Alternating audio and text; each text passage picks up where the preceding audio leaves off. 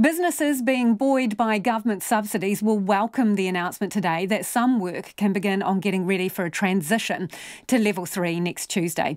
But what is clear is that retailers who aren't set up to trade online won't be back in the game just yet. Chief Executive of Retail New Zealand, Greg Harford, joins me now. Greg, I imagine that this is, it's a double-edged sword for businesses. Well, that's right. I mean, there's certainly, I think, good news coming out of the health data. There's not so good news for business that will be continued to be locked down for another week, and online trading won't be allowed then.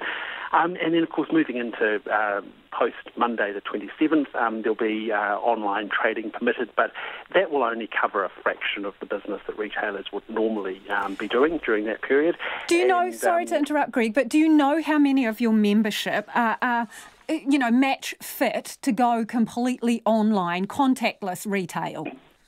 Yeah, the majority are. So about 75% of our members have got some sort of e-commerce platform available to them, but there's still a quarter of businesses out there that don't, and they're the ones who are going to struggle the most with the world from Monday the 27th. And I guess a lot of those businesses will be cafes and takeaway bars, things like that. You wouldn't necessarily expect them to have a digital presence, but there's a number of more traditional retailers who perhaps over the next week will need to be thinking about whether they set up an online store. Yeah, so what are you hearing about the way people are adapting? Well, retailers are looking pretty hard at innovative ways to meet customer needs. And I think one of the challenges through the last few weeks has been that they've felt unable to do that because online shopping's not been permitted. So businesses are looking at their stocks. They're looking at how to reach out to their customers who perhaps might not be buying from them online, and looking to reconnect with their customers and hopefully generate some business after next week. Is the wage subsidy keeping a number of these people afloat? It absolutely is. We've just completed a survey of our members which shows that the wage subsidy has been instrumental at keeping people employed. The worry, though, is that when that wage subsidy runs out, which for many businesses will be about 8 weeks away, if business hasn't picked up substantially, there will be job losses following that point. Well, given that level 3 is definitely for another 2 weeks and it is a week away, that's 3 weeks, and then the decision will be reconsidered again, do you think that it will push some retailers, to the wire here? There are definitely some retail businesses that won't be surviving the Covid-19 crisis.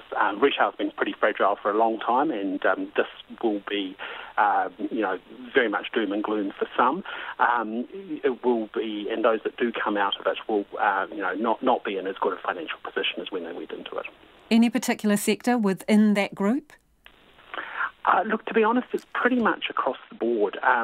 We're seeing, everyone from fashion retailers to booksellers to even hardware stores expressing real concern to us about the revenues that they're seeing and kind of where they think their position's going to be after the lockdown. So the issues really are right across the retail sector and indeed across the economy. So, obviously, in terms of residential rent, the government put a rent freeze on. It's not able to do that with commercial rent. So is there much compassion being showed to retailers who have high overheads like rent? Well, it's a bit of a mixed bag, to be honest with you, and rent is certainly a big issue for retailers and others renting commercial spaces. Some landlords have certainly come to the party and offered some rent relief through the current situation that we're in, but we're also hearing of other situations where landlords are saying, no, you need to pay your rent and you need to pay it when it's due. So I think that is something we'd like to see the government move on and put some real guidance out there around what's appropriate rent relief and what level of proportionality is appropriate. I'm just wondering, do you actually agree with this decision that there should be no face-to-face retail at level 3? Do you accept that that is the best for public health? Well, I think, we've seen over the last month or so really good processes being rolled out in the grocery sector and in pharmacies that allow customers and employees to stay safe and keep stores open. We think that actually it would be best at level 3 for shops to be able to open as long as they can do that safely. It certainly won't be appropriate in every case, but we do think that it's reasonable for safe shopping to be allowed if that's doable. In what kind of shops do you reckon that would be possible? Obviously not cafes and restaurants. No, but there could be a range of others. If you think about garden centres, for example, which typically have very large outdoor sites, car yards, again, outdoor sites, big footprint stores, hardware shops, home shops. There's a range of businesses that can manage the flow of customers in and out of stores reasonably well. They can manage social distancing within those stores and effectively are no different really to the footprint that you might see in a supermarket. So it's hard to understand why those businesses are prevented from opening if it's safe to do so. Do you know what the turnover has been like in the last 4 weeks for your retailers? Oh, it's been almost minimal. Could you put a percentage on it?